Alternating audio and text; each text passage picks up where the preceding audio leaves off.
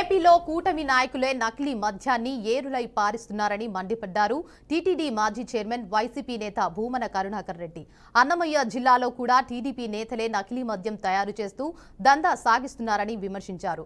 ఎంత దాచారని ప్రయత్నించినా బట్టబయలు కాకుండా ఉండలేదన్నారు.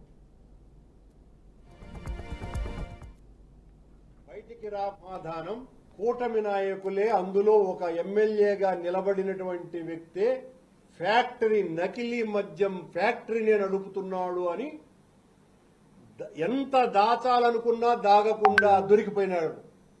ఈ ప్రభుత్వం అతన్ని ఆ ఫ్యాక్టరీని బయటికి రాకుండా విశ్వ ప్రయత్నం చేసినా ఆగలేకుండా పోయింది. ఈ పరిస్థితి పల్లెలో దొరికినారు గాని రాష్ట్రమంతా తెలుగుదేశం పార్టీ నాయకులు చేస్తున్నటువంటి దందా ఇదే. నేను మొదటి నుంచి చెప్తూనే ఉన్నాం, మేము ఈ రాష్ట్రంలో మద్యం ఏరులై పారేటట్టుగా చేస్తున్నారు ఈ కూటమి పాలకులు. వీళ్ల ఆధ్వర్యంలో ప్రతి గ్రామము, ఈ రాష్ట్రంలో ఉన్న 45,000 గ్రామాలలో బెల్ట్ షాపులు వెలిసినాయి.